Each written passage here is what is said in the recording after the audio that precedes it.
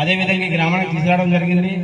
అలాగే సిటీనగర్, మూలకొద్దు, గుడివాడ, చిల్లపేట, ఈ గ్రామాలు కూడా, చెరుకుపల్లి, ఈ గ్రామాలు కూడా మనందరికీ భీమసేన వార్లో ఉన్నాం.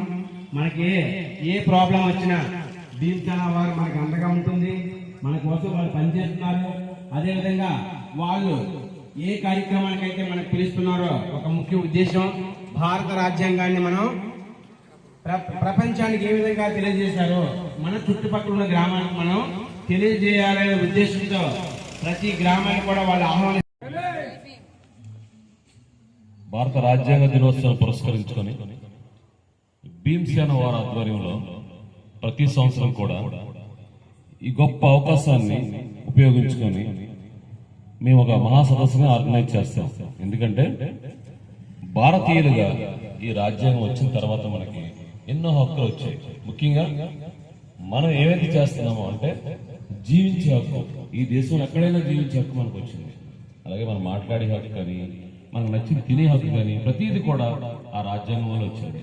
ఒకప్పుడు మనల్ని ఊరికి చివరిగా లేదా తీసిపడేసినటువంటి జనాంగానికి ఈరోజు హక్కులు వచ్చాయంటే కారణం డాక్టర్ బాబాసాహెబ్ అంబేద్కర్ గారు రాసినటువంటి రాజ్యాంగం. ఆ రాజ్యాంగం ఇప్పటికీ 76 సంవత్సరాలు కంప్లీట్ అయ్యి రేపు 77వ సంవత్సరంలోకి వెళ్తున్నాం. సో ఈ రాజ్యాంగం వల్ల మన ఇక్కడ స్వేచ్ఛ, సమానత్వం, సౌభ్రాతృత్వం ఈ దేశంలో మనకు వచ్చింది. సో అటువంటి గొప్ప పండుగను మనం సెలబ్రేట్ చేసుకోవడానికి, ఎందుకంటే ఈ రాజ్యాంగం మనకు పవిత్ర గ్రంథం కాబట్టి ఇది పండుగ. ఈ పండుగను మనం సెలబ్రేట్ చేసుకోవడానికి మనం ఒక సదస్సును ఏర్పాటు చేసాం. ఈ సదస్సులో హైదరాబాద్ నుండి ప్రొఫెసర్ కంచి ఐలే షెప్పర్డ్ గారు, ఒక ప్రముఖ రచయిత ఆయన, అలాగే డాక్టర్ బైర్ నరేష్ గారు, జాతీయ అధ్యక్షులు, మూఢనమ్మకాల నిర్మూలన సంఘం హైదరాబాద్, అలాగే శ్రీమతి తులసి చంద్ర, ప్రముఖ జర్నలిస్ట్, ఈమె కూడా హైదరాబాద్, మన పాటల తోట ఉదయ భాస్కర్ గారు, దళిత గీత రచయిత, గాయకుడు, బహుజన కళామండలి వ్యవస్థాపకులు, ఈ నలుగురు కూడా ఆ సదస్సులో మాట్లాడుతున్నారు.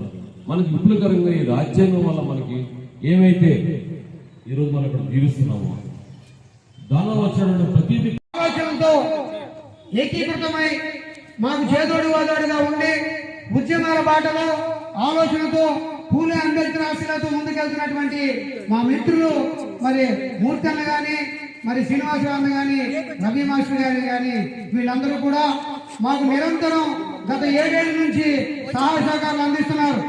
మరి ఈ గ్రామం నుంచి ఆ రోజున ప్రతి సంవత్సరం కూడా వచ్చి మా కార్యక్రమాన్ని విజయవంతం చేస్తున్నారు. అందులో భాగంగా ఈ రోజు ఈ గ్రామానికి వచ్చాం. మరి మహనీయుడు బాబాసాహెబ్ అంబేద్కర్ ఆలోచనతో నడుస్తున్న మనం మరొకరికి స్ఫూర్తి కావాలి. అందులో భాగంగానే ఈ రోజున రాజ్యాంగంలో పొందుపరిచినటువంటి ఫలాలు ఏవైతే ఉన్నాయో